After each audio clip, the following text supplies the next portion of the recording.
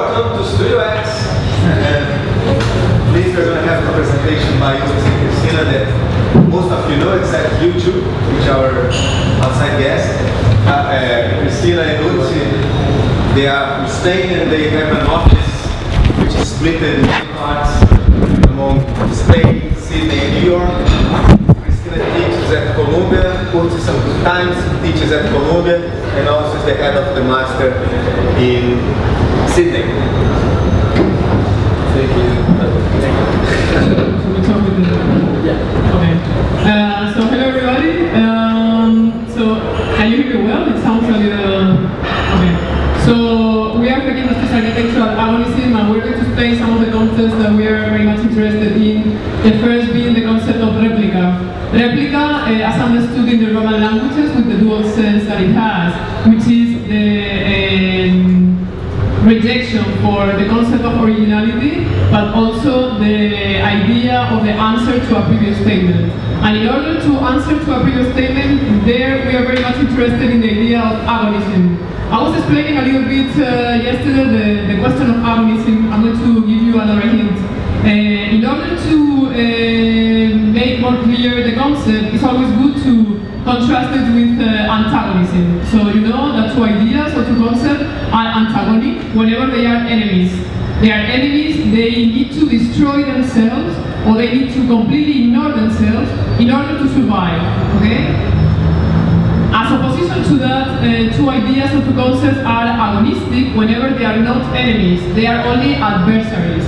So the other, in its difference, is not a threat, the other, in its difference, it's a need. You need the difference with the other in order to survive. So the dialogue with the other, it's something that is absolutely important in the idea of agonism. We believe also that in order to create architecture that could create some sort of friction, that could create some sort of resistance, it's very important not to follow the strategies that the avant-garde proposed, the avant-gardes of the beginning of the 20th century, the avant-gardes of the 60s as well. That is the rejection of the current conditions, the rejections of the past conditions, in order to propose a new order of things. We believe that if you propose a new order of things, what happens is that whatever you propose is automatically absorbed by the market, for example. So then it's very important that instead of proposing something new, you propose something that is not original, and instead of being completely antagonic, you are agonistic, okay? The other idea that we are very much interested in is the idea of the recuperation of the architect with its role of public intellectual. Someone that could risk his or her own position in society in order to bring to life certain issues that are hidden by the general consensus. And we're going to explain further this concept with a couple of projects. So, replicas and public intellectuals. But we are going to talk about something else today. So, even if these things are going to be appearing all the time, we're going to present two projects. Two projects that are recent, that I think they tackle into a discussion that have been kind of circulating around architectural culture. That is this kind of radical position that you have to take in order to mobilize yourself and validate yourself either in academia or professional world. That is, either you are in the side of radical autonomy of the discipline. Architecture is a field of knowledge that has its own regulations that therefore operates within itself and is unable to operate change in the world. That is, you know, like, well, we have like from the Whites in the 70s all the way to the Medellin Institute and all the stuff that's coming from it, from here, Victoria Aureli, to the other side, what happened in the, for example, in the Triennale, Nihilismo, this kind of version of architecture where social change is the only driving force, and there is nothing else but social change, and we become some kind of agents of change, period. We become almost a kind of an activist. We strongly believe that actually architects have the incredible capacity of operating exactly in the middle, in between these two conditions. We believe that actually the architecture is a field that by definition is and has always been semi-autonomous. It has an incredible, strong internal culture and knowledge, but at the same time only operates in intersections with society. In order to kind of validate that claim that sounds a little bit empty right now, we're going to look to two projects. One that actually looks how we starting from a kind of condition of internal discussion of the discipline could move the project towards a kind of out in the world. And a second project in which we start from a social urban condition to which start tackling disciplinary questions. So, first project, rooms, no vacancy. This is our proposal for MoMA, the Museum of Modern Art of New York, PS1 Young Architects program this year. You know that this, I don't know if you know, but this program it's a competition, there is a restricted competition. At the end there's 5 finalists, and the winner of these finalists is the one that builds like a summer pavilion, let's say, in the courtyard of PS1. So the question of our proposal is if architecture could ignite a party, okay? Architecture and parties, this is the issue. So probably one of the most remarkable features of the history of New York City is its rich and long tradition of parties, celebratory events and other kind of festivities. There is a myriad of notable examples. Dutch beer gardens in New Amsterdam, Shakespearean theaters brought by the British Empire, New World aristocracy balls and waltzes, all kinds of speakeasies and gay underground fantasy venues. Harlem's rent parties, beach gatherings in Columbia Apartments, fall shows at the Village, love happenings in Soho, exclusive dance clubs in Midtown, Meatpacking District sex, trance, and clubs, bandit bars at the Bowery, and a long, etc. Yet, if there is one common denominator in this mayhem of happy gatherings, it's precisely the fact that they were mostly hosted in interior spaces. So how many times have you served through spaces in an apartment celebration? How many times have you looked to get lost in a club? How many were you successful in changing a boring party for a fantastic one by just crossing a hallway and entering in another room? Obviously, the change of atmosphere is always a must when it comes to enjoyment survival. It allows you to change activities, shift conversation, surface, or even partner. From the Common Club to the Chelsea Hotel, from the Mad Club to Union Pool, we can assure that the success of this legendary spot was fostered by a special configuration made of rooms that, in its variation, allow a multiplicity of events in the same location. It is also true that we could add other features to these premises. They were not necessarily over-designed, and sometimes the architecture was even banal, and yet they were skillful in activating the public, who became its most relevant component aside from any iconic architectural presence. Interiors and a multiplicity of rooms, that is the key, and architectural eccentricity will not do it. Variation, secrecy, and a wide range of possibilities in terms of intimacy or exposure will do it. Okay, so this is image, I don't know if you have recognized it, this is the CBGBs after one of its concerts and parties, as you can see, after seeing these very famous party venues. You will see that architecture is not important whatsoever in igniting a party or a celebration, let's say, no? For sure, not an iconic object. If you go to a party and it's placed in an iconic place, probably you will look at the place for 5 minutes, you will go to get a cocktail and you forget about it, no? But then, if we look further, and that was the hypothesis, to all these venues that I have mentioned, we see that actually architecture was something very important in the places. If we think about the big balls in New York, scale had something to do with the party. If we think about the speakeasies, for sure, the secrecy devices and visualization devices were very much activators of the charm of the place. The same thing as how tight people had to be in these places. If we think about the jazz spaces where the beat generation used to gather, exactly the same thing. What about all this smoke to create the atmosphere? Same thing with the Village and the places where Jimi Hendrix used to play, but also Bob Dylan. If you think about the factory, for sure, I mean, the factory would have not been the factory without being a lot covered in silver foil. If we think about the Mad Club, I mean, hair was all over the place and chains. If we think about the mine shop, leather and chain was something absolutely fundamental in the architecture and beyond. If we think about the CBGBs, we have seen that the stage and a certain scale of things, and even the dirt as a finishing, was something important as well. If we think about the Trillo, light and color was something absolutely fundamental in the success of a party. The limelight, exactly the same thing. The Webster Hall, same thing. So therefore, what we can say is that actually there are celebratory technologies that have to do with our work as architects that could actually need a party. So we have identified 3 types of technologies. First, body technologies, sex, and drugs. I would say that we cannot do much about these technologies as architects, maybe as individuals, no, but we can for sure create a space inviting for people to make use of these technologies.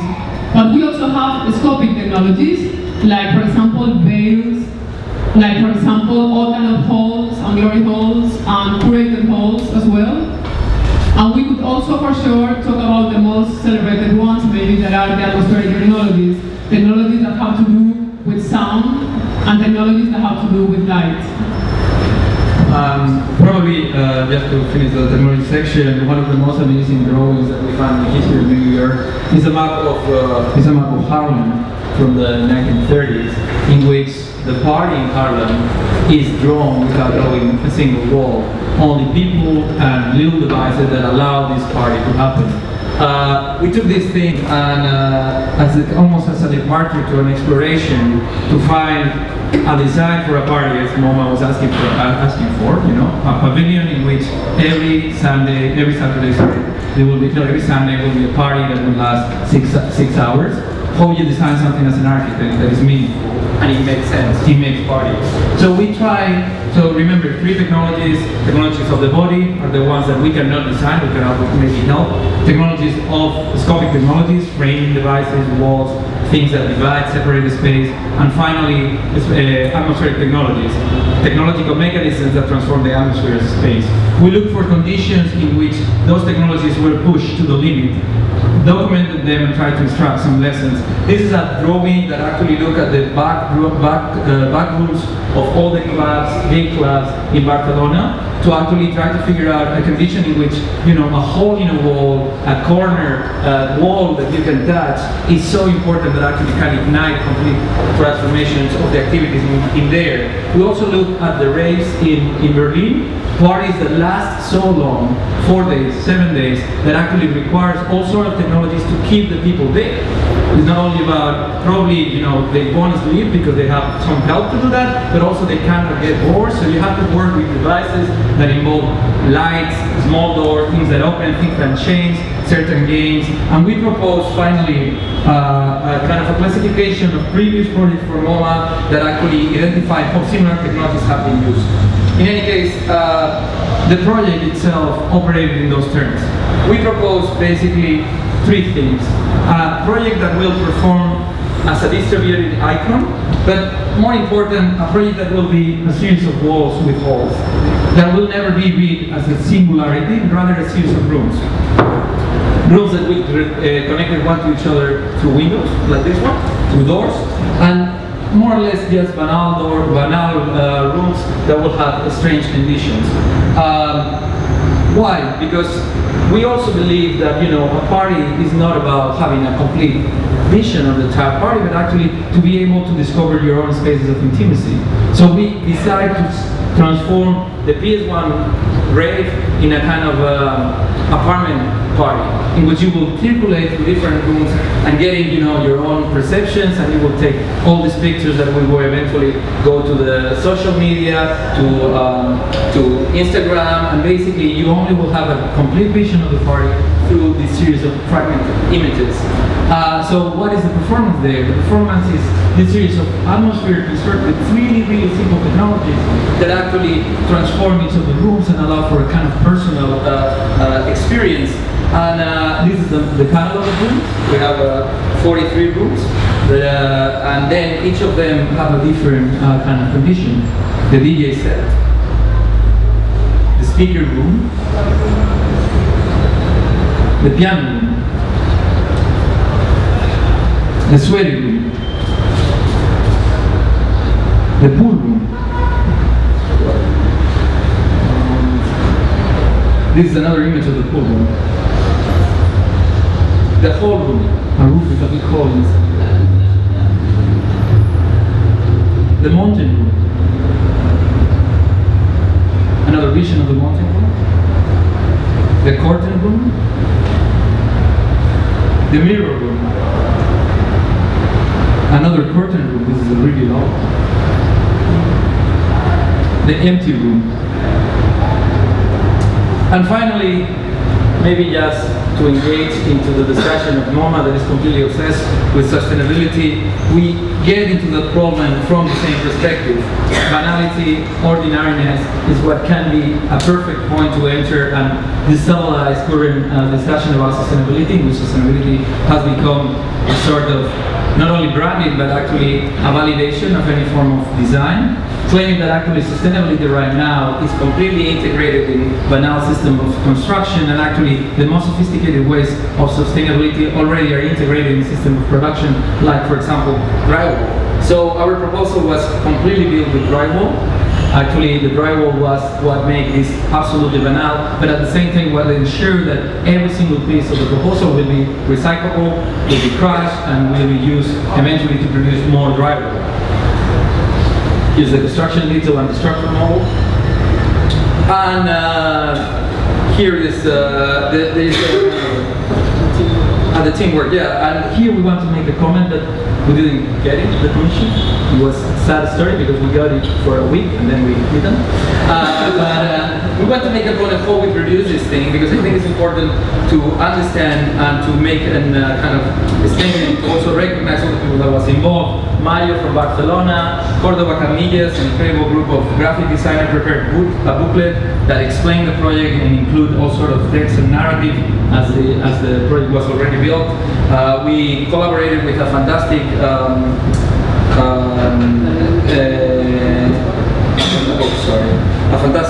artist.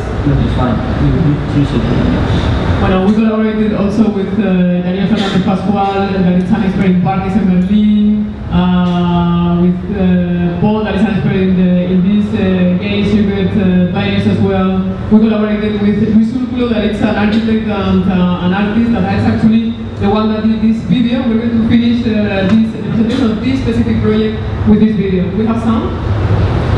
Yes, sound. It's just stopping.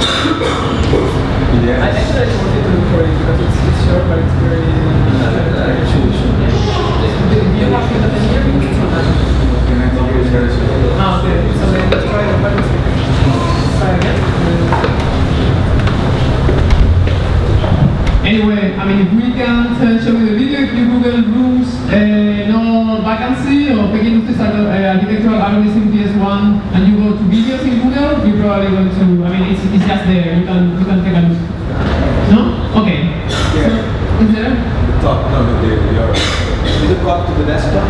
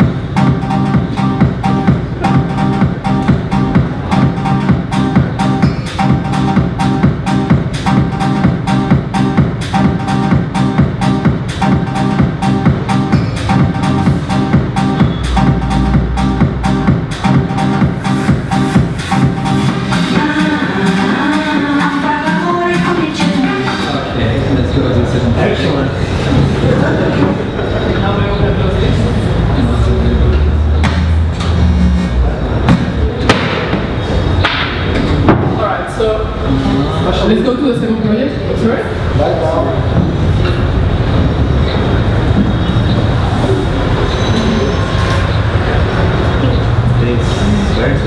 This? Yeah. Sorry.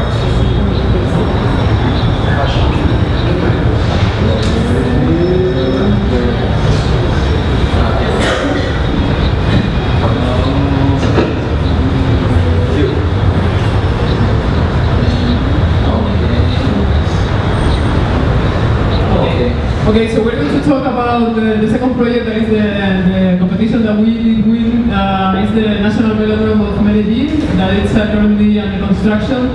I would like to continue talking about how we work in groups for 1 second. This is the team that we're organizing for the Velodrome competition. Urti was taking the picture. This is Farsilo Fillan, Bruce Sweet. Bueno, Giancarlo Masanti was the local architect, Ignacio González Galán, okay, so let's talk about it. So I want you to think 1 second about what is the idea of Medellin that you have in your subconscious, especially if you haven't gone to Medellin, or if you haven't gone to Medellin like in 10 years or so, no? So think for 1 second, what is the idea of Medellin that you have? Is it the geographical one? Is it the paradise one? Is it like the nightlife of Medellin kind of idea that you have from the city? Is the different neighborhoods that maybe you have heard about, like the Candelaria, etc.? Is it the urban life that is rich and it's very active? Is like the growth of Medellin in terms of building and the amount of money that is entering Medellin lately? Is the slums, like incredibly famous slums of Medellin, maybe? Probably all of you, or I would say that the majority of you have thought about Medellin as a place where the narco war was taking place in the 90s, no? Because as you know, during 2 decades, Medellin had like undercover civil war. An undercover civil war between the guerrilla and paramilitaries, and an undercover civil war between the narco lords and the government as well, no? But something happened during this war that was extremely dramatic.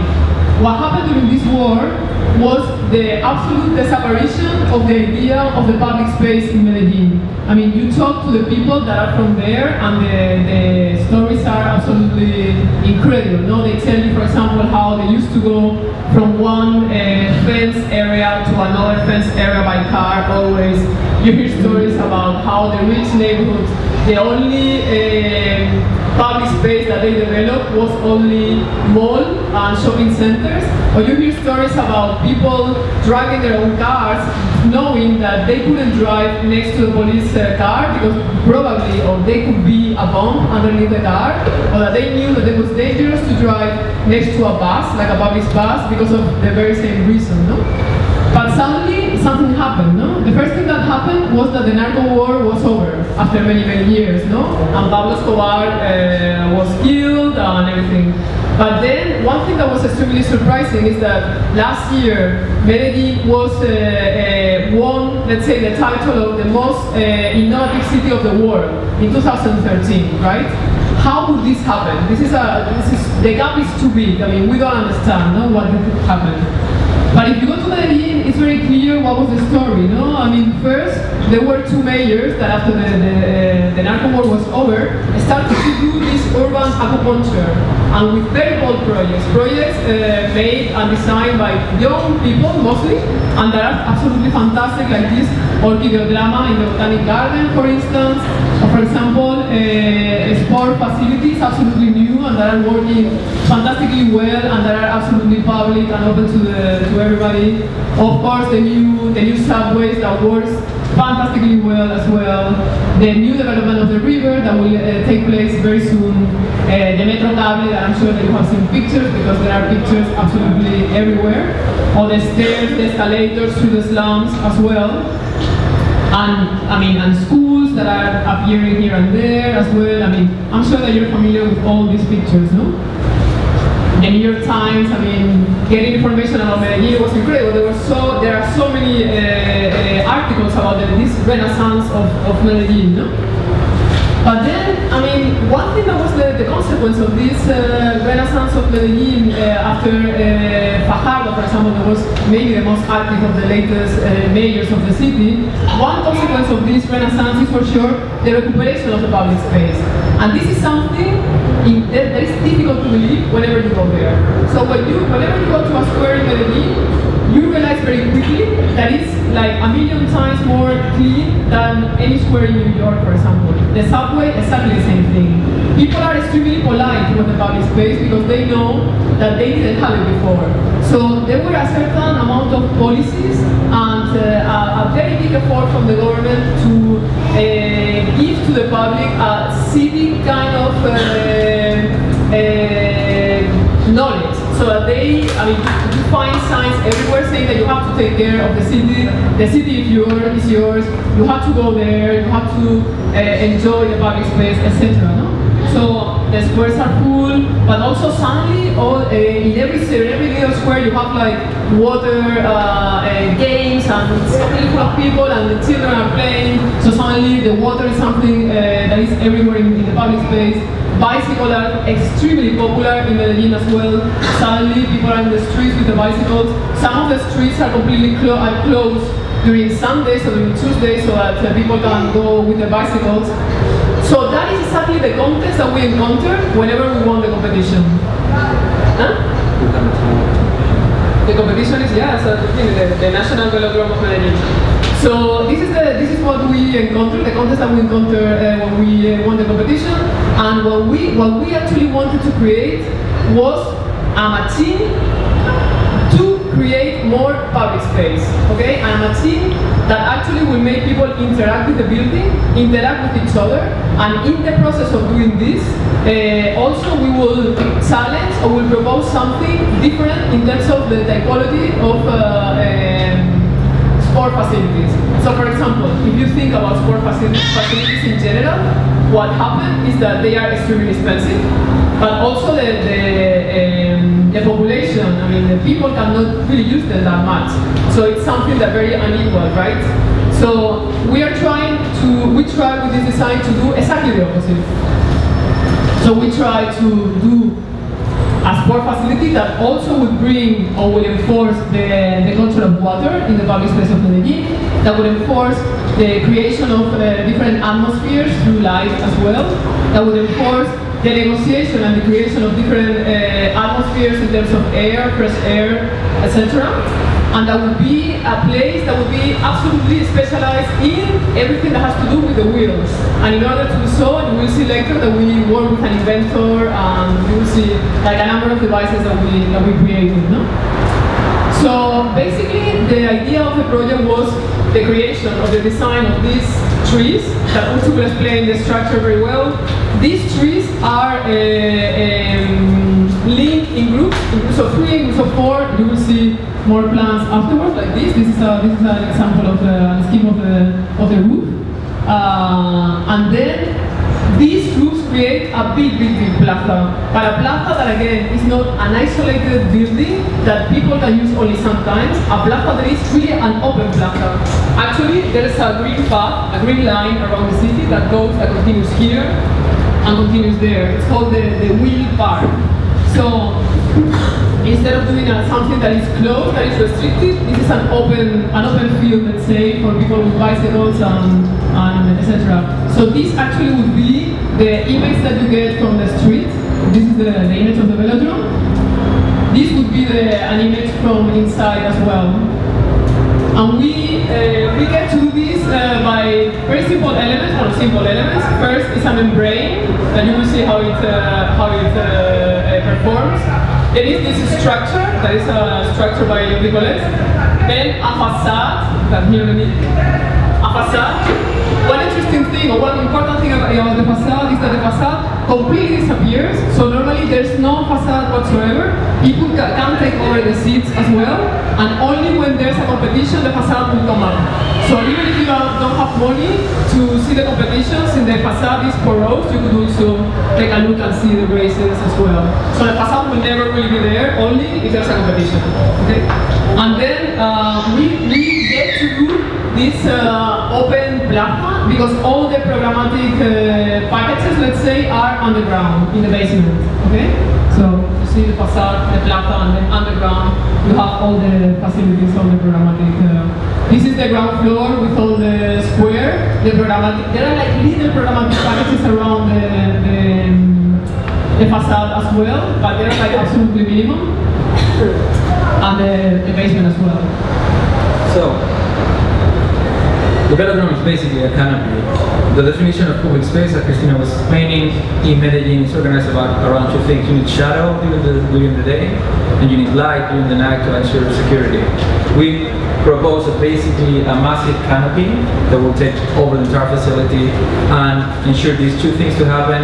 And actually, as any other facility, the sport facility, it has an excess of infrastructure, and that excess of infrastructure, instead of using it only to ensure the functioning of the facility, we use it to extend it to take over public space. So the public space will take advantage of the excessive infrastructure. This is the vision of the interior, and then we operate simply with this model that we showed before, and we start looking for ways, here it is, we start looking for ways to pack these things in order to cover the complicated geometry of a velodrome. But first of all, we actually tried to figure out how to build something like that. We went back to a Swiss engineer, Levi Collet, I don't know if you're familiar with him, that he proposed these kind of A-scalar structures in which you have only, it's similar to the tensegrity models of Buckminster Fuller, only members only region members never touch each other, so only are connected through tensional cables, and they can be placed in any direction because they are scalar. So this thing works exactly the same way as a beam, as a set column. So we have, as you can see in the rendering, basically a series of these things, and actually we try to pack it up. They could be increasing dimensions or decrease, and have basically a kind of some sort of fake trees or wheels. So there are people, there's been all kind of readings about these structures. The first big problem is that actually if you try to cover the dimension of the velodrome with these things, you actually get 2 or 3 of them that cannot touch the ground, because it will mean that you get something in the middle of the velodrome. That means that at least 2 or 3 have to be basically coming from the others. So these were all the kind of tight packaging attempts that we did to actually optimize which is the minimum amount of circles that one have a column in the center. Here you can see basically that one there, that one here don't touch the ground. That means that actually what we get is these 2 big circles that are basically supported by these other little trees. That was initially, and basically we have triads, 3, 3, 3, so each tree have. We thought it was fantastic. When we started running calculations at different models of connecting the different rings, we discovered that was quite problematic because these structures are isomorphic. They assume that we'll have the same exact efforts around all the circles, and as soon as you start getting differential points of stress, you start having all sorts of weird deformations that imply some changes on the design. But finally we got it. It was super interesting to discover how these things worked. Levi Collet only developed them theoretically, so it's probably one of the first times that it's going to be built at this scale. One of the most interesting things, the smaller they are, the more complicated it gets. So as you will see in these 3Ds, as soon as we start going wider, everything gets lighter. It's really, really interesting because you gain kind of inertia by making these things. This is the bigger diameter that still has a column in the center, and when you get to the bigger wheel, it's just cables and some beams. Actually, we had to connect the intermediate beams in the original model. We don't need these beams here, but actually for the deformations, you have to start connecting things in between. We've been discussing a lot how to actually build these things. You start from the bottom, then you rise it up. It's quite complicated, especially for the ones that actually do not have the column in the center, the 2 big ones. because that means that had to be built at the very end. The tile system is interconnected, so it only works as soon as everything is in place. But also another interesting question was how one covers this kind of series of trees that goes all around. It's like a series of circus tents that have all sorts of triangles in the middle. One of the most interesting developments was actually the environmental properties, something like that. We have been trying to explore the possibility, and actually the final design is going to implement it, to use this massive volume that we have in here as a thermal mass of air that is extremely hot instead of, and then is going to make this area super cold. These things could work eventually as a thermal chimneys, but that means for us, we need to really heat this thing. So what we propose is to have a mesh here that has really micro small holes, and as soon as this air gets heated, it will escape through the top of the column, and this thing will be basically a massive vacuum that will absorb all the time the air, generate a movement of air that actually for the climate in Medellin is perfect, because the only way you can fight the humidity is actually moving the air underneath. These are some of the tests that we did with the meshes, and that's the final design, in which everything has been a little bit thick up. Whole development in the top of the trees, in which we add transparent lentil-like structure that heats and intensifies the flow of air.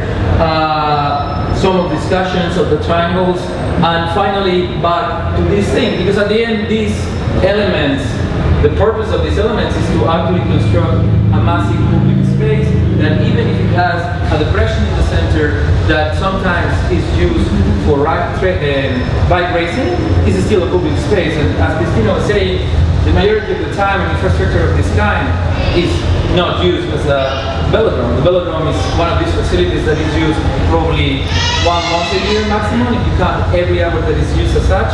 What happens the rest of the time? How we get this public activity flowing? So, this is the facade. yeah, this is the facade. This is the facade that I have explained before, no? That it would go down and disappear. But I just wanted to finish with the inventions, because as I was mentioning before, we work with an inventor from Medellin in order to create these devices that would make the rooftop programmatic as well. No? So the inventions were these very light structures that were hanging, that will be hanging from these trees, let's say, to this structure. That will be distributed around the velodrome, as you see here, like in packages around, and that will have small devices, here you see them in section, that will change the temperature of the space that are next to them, not exactly underneath necessarily, but next to them, in terms of water. It would be like water sprinklers, but also air, fans, and also light, so that you can create a certain atmosphere, like more private atmosphere with certain lights as well. And it will all be activated with wheels, since this is a building that is related to wheels, and especially with wheels. So the neighbors, let's say, or the users would go and make exercise, and at the same time they will activate these devices. But not only that, we really wanted them to have some negotiation. Not talking about negotiation in our group today, no? So what we did was that whenever one user is using one of these bicycles, let's say, the effects will not be on top of him or her necessarily. It would be somewhere else. So he or she will have to negotiate with these people that are somewhere else as well. Maybe they are in tables, eating in a bar, something like that, next to them, or whatever. So these will make people negotiate with each other. We developed like 3 different types. Here you have a vision of the substructure that is hanging. And the last thing that I would like to mention is that the whole rooftop has an interior lighting as well. So it serves like a lighthouse for the city of Medellin, like an urban light for the whole city of Medellin. Yeah, here. Thank you. Oh.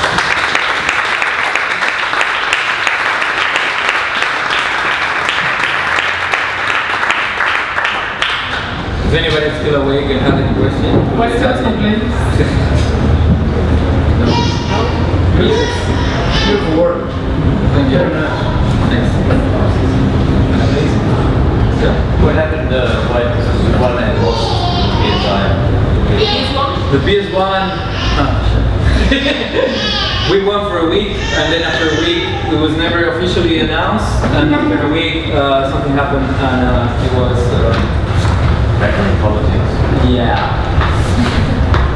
We were aware that the project was risky, but we had all the meetings in terms of coordination with them, and was a risky proposal, and I think a critical proposal for the tradition of the projects that PS1 has been having the last 5 years probably, that have been based massively on iconic, sculpture-like things in the middle of the pavilion that do not interact with the party. And even the curators of the party itself ask the thing to be like that. So they don't have to like deal with the architects because they're a mess or something. And so we propose that we have to have a lot of coordination with the party organizers, and eventually it happened. After a week of yeah, sure, it's almost there, we will announce it. I have a very practical question, which is that this development project demands a lot of technology development, massive, and this implies into huge costs. How is to deal with that in a public competition? I mean, how does the city is dealing with this?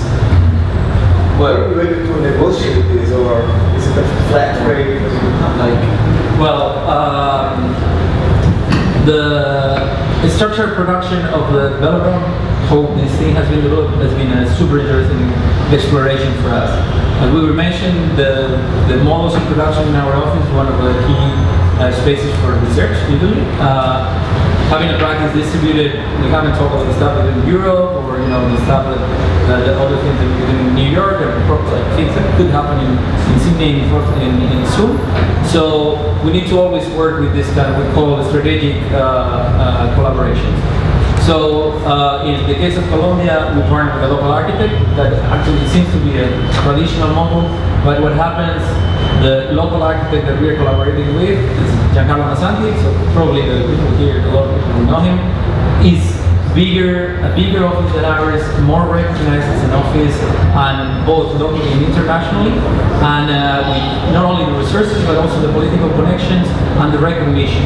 So we kind of end up exploring a model in which, being the international office, we have to bring only design expertise without having the recognition that this international office bring to the table when they are collaborating with the local office. That leads to a series of, structural decisions, and one of them that actually has been really interesting is that all the technological research in terms of micro inventions, like all these weird bicycles that are connected to fans and water sprinkles and things like that, could be developed in a really cheap way with local collaborations there, because they have the knowledge to actually, and we were able to actually connect with medium-sized engineer firms in Europe that were interested in expanding to South America because of the crisis in Spain, and actually we were able to actually secure decent rates that were acceptable, let's say, for the kind of the Medellin municipality that is the one expanding. So it was a series of kind of structural shifts this time that actually allowed to do that, because when Massanti from the very beginning said, okay, this structure cannot be either developed, built, or calculated in Colombia. There's not a single engineer firm that can deal with this. And if we approach people like Aru, that we did, they charge for calculating something like that the entire amount that architects, engineers, like the entire, all the money will go for Aru, and it won't be enough. So this kind of looking for small things, and basically the engineers we end up collaborating with that are really fantastic. They're called BOMA. They're from Barcelona and Madrid. They are the engineers for all the work of Enrique Miralles, for example. They grow up basically working on Madrid.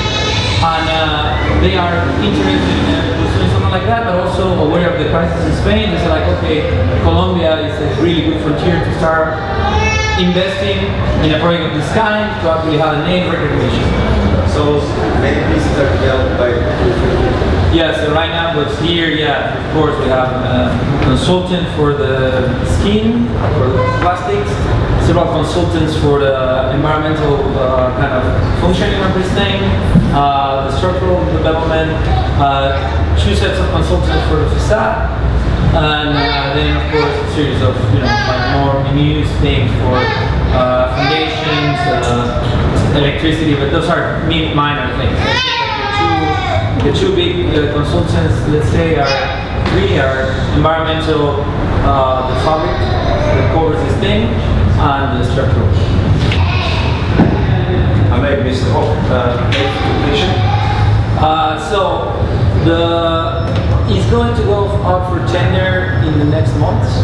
There's been it was supposed to go out like 4 months ago. It's been some series of negotiations with the city hall because what we were asking, there were certain pieces of technology that even if they've been negotiated through the development, now they found that it's even too complicated. I mean, there's dimensions of tubes of steel that as soon as you go bigger, I think it's 30 centimeter diameter, you have to import the entire tube, that it makes everything possible.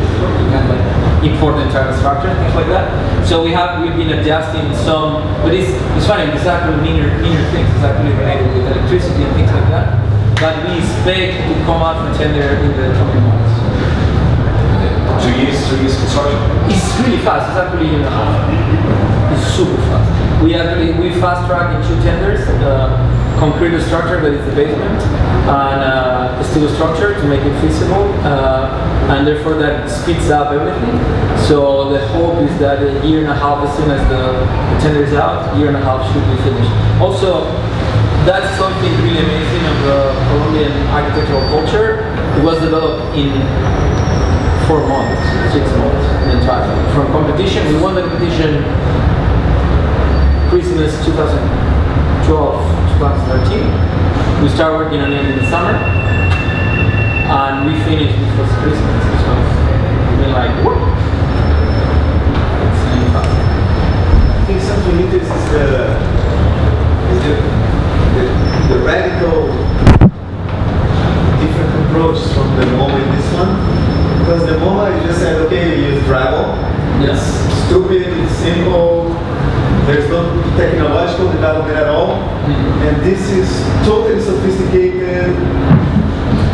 And so, of course, you were inspired by an existing structural system, but they are completely different approaches. In that sense, we're quite contextual, meaning that we try to operate within the controversies, be responding to a specific controversy rather than being contextual in the sense of like, oh, everything will be with brick, because you brick, but actually be able to contextualize what is the, in this case, urban discussion that we're targeting, be really strategic about that. So, okay, it's about public space, we have to manage the thing, let's find how we do it. And in the case of MoMA, I didn't go through all the menus, but that's basically a statement against everything that's going on with MoMA in each of the steps. Like we are making so many comments in each of the stops, so like you're doing this thing not in the right way, you could get better. So actually we were answering, and we didn't show the documents, we produced a lot of documents, and each of them were trying to make a comment about like, so that, and it's also, well yeah, so it was a different context, literally, and I think Christina explained really well at the beginning, we're not interested in kind of producing new things or kind of being constructing a language that we can identify with. We're more interested in answering, even if we're using things that are designed by other people, like Learning Collet, Banal, kind of sheer rock walls with doors on it. Yeah, what's that? That's actually a technology that any museum uses all the time. I mean, then we were telling them, well, that's what MoMA is built of. Sheer walls that get teared down every other exhibition, and you would not go and like berserk about ecology. Like that's the most basic technology. It's fantastic, it works. why you're getting like all insane about getting master on the Greeks or whatever. I would like to add something to that question, so because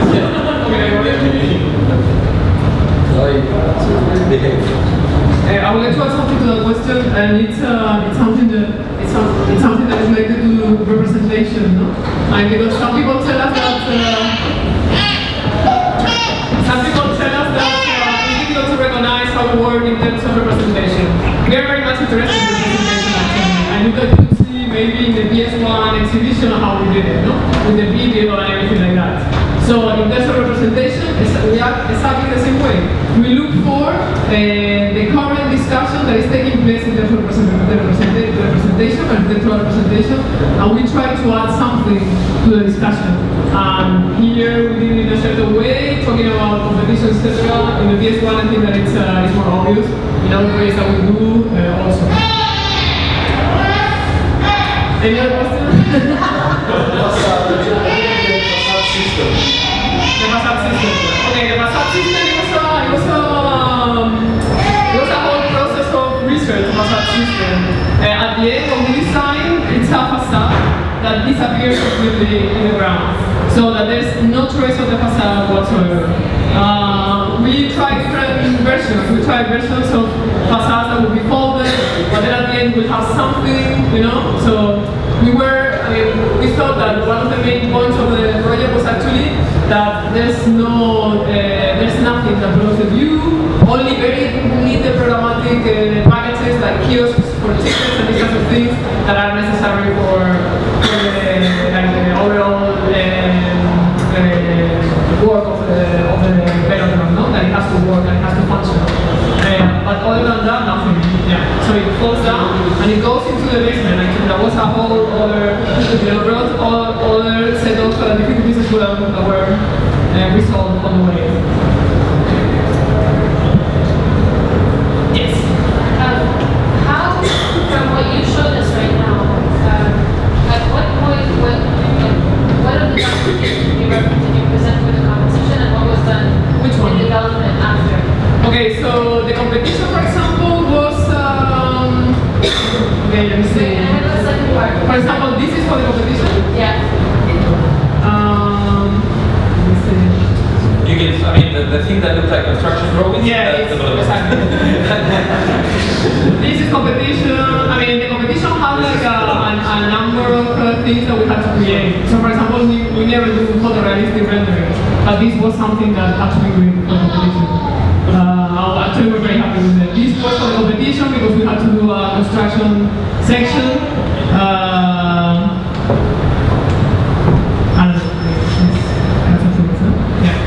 But there was a second part of the section. This is for the competition as well.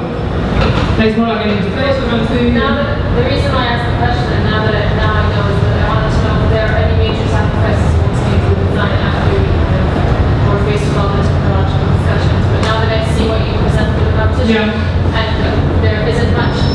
I mean, of course, there were like budget issues for sure. Answering to your previous question as well, one thing that we have very clear is that the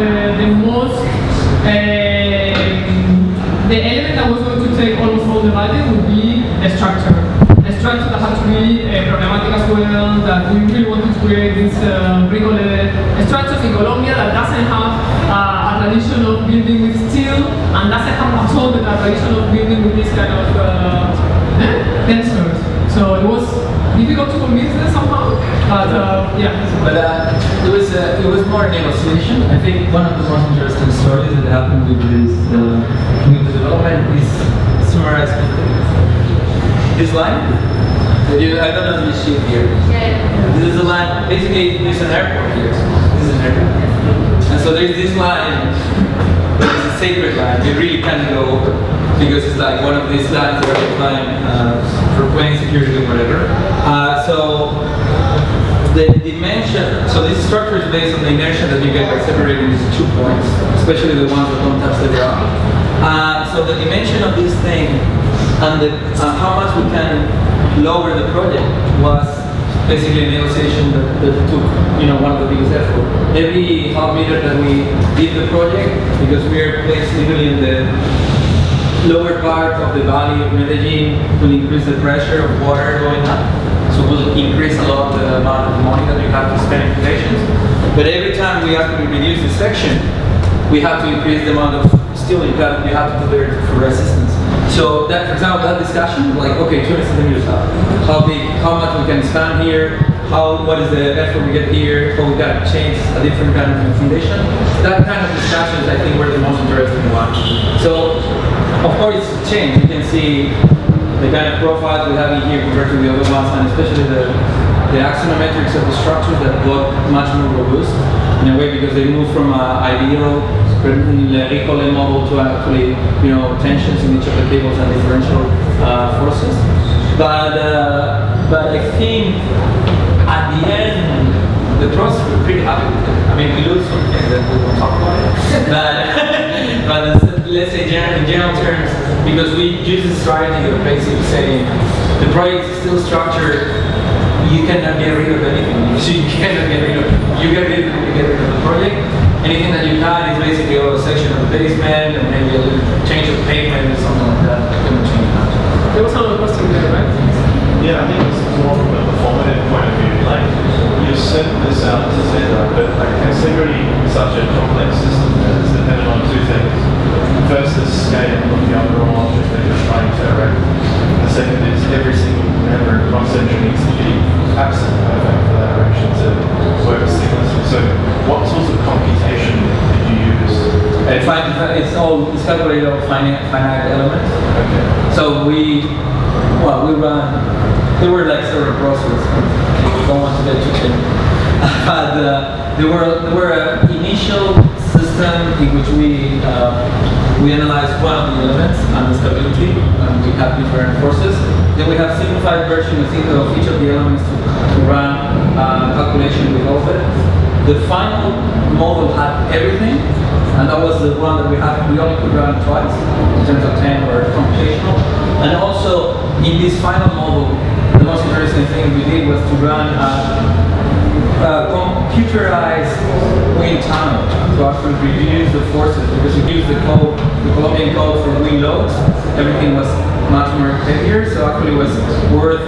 We had to convince the client that running an expensive wind tunnel, computerized wind tunnel modelization with a complete model that took I think a month to calculate, we can decrease the amount of steel in 30%. Because the loads, because of the kind of aerodynamic shape, wind is all-time holding.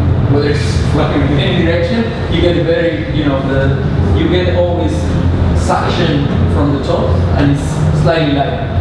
So we ran that with the entire model in a kind of finite element model, and that was the final.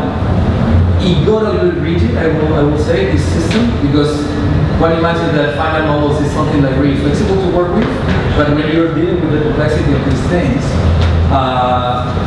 you run it takes 2 weeks, and it's like, okay, let's change something, another 2 weeks, and basically collapses. So we have to run basically with an hypothesis that says, okay, if you have the right consultants, as we did, they were like, okay, this is probably the best bet we can have, and you can change a little bit, but we're going to go for that. And then they adjust some of the elements in the final run. But that was the system. But the final run sort of had this happen, right? So when you've gone out to 10, it almost got a schedule. Yeah, I mean, we of course, you mean like in terms of how much scope are people who are sort of assessing this in terms of cost? well, no, the specs are super tight. Not only with the structure, but also with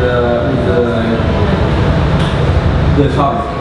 The fabric, we are like, we need, because if not, the system doesn't work if you don't know, if you change the dimensions of the whole bottom layer, or you change the level of transparency of the top layer. I mean, right now, this is different right now.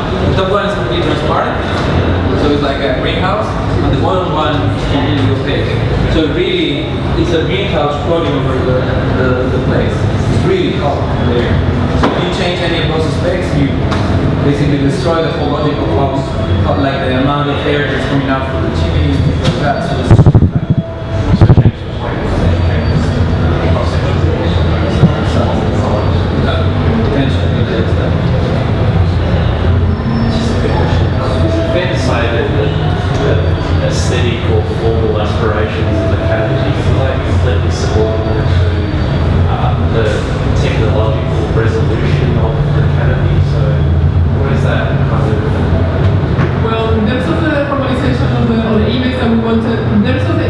that we wanted to create for the velodrome. We wanted something extremely light, extremely transparent, and extremely open. And this is why we chose Medellin. So normally, I mean, if you see other velodromes, normally they are like closed environments, closed buildings that are isolated, that don't create any continuation whatsoever. So I don't know if that answers your question, but that was the idea, no? So, but because you're saying maybe your question is more related to the structure and the image? Yes, so at what point that relationship of making decisions about aesthetic and form? It came at the same time during the competition. Dictated by the fact that that Swiss engineer came up with that structure. No, because the engineer joined us after the competition. The competition, we ran it with a local engineer that looked at the thing and said, well, sure. Whatever. I mean, it was like, yeah, probably. But also because us, another member of the team, we were trained in Spain, and in Spain we then studied civil engineering at the same time. So really the structure and the design, it's always the same. It comes at the same time. We design the structures, we have the legal responsibilities as well. You know? So it's not that we do a design and then we go and engineer. It goes a little bit the other way around. So the idea of work with the lyrical models was that in the competition we kind of have a basic knowledge of all dexterity in the model of the lyrical layers. There's a compression ring, tension to a rigid kind of memory center that absorbs and really ties it up. Basically a pre-stressed structure that allows every single memory to always work in tension, the table one. We knew how it worked, but there was of course a certain level of change that was implicit. Basically we discovered what happens when you have decentralized forces, but it was a beautiful challenge because actually the work with the engineers was literally a series of workshops in which they never deal with something like that. We brought our knowledge. One of the with the membrane engineers as well. So I think it's a beautiful drawing in terms of engineering.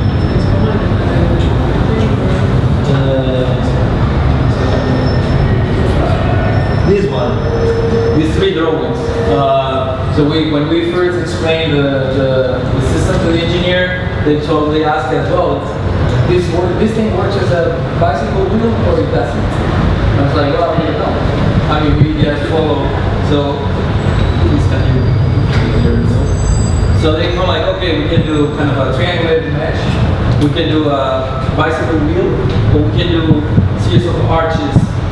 These are the cables. Well, this is the plan. You get these arches that go like that. To see what is the function and why the equilibrium will always go like this.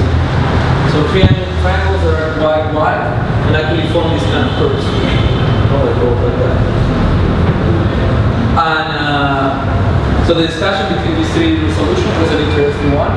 We finally, so the first one was impossible in terms of the tension that you get is too high. The second one gets too rigid. You have to build the entire thing as it is. You cannot collapse it because the triangles are too rigid, so you cannot build it flat on the floor and pull it down. That one is the only one that allows you to have series of rings that work independently, put it on the floor, take the top and go like and then you have the entire thing. When it's finished, you tense it up like that, and then you get absolutely rigid. So, I mean, that's the kind of discussions we had with the engineers. They're like fantastic. We're like, oh, what happened in the section when you have like the members so close that actually a solid ring rather than actually a series of triangles.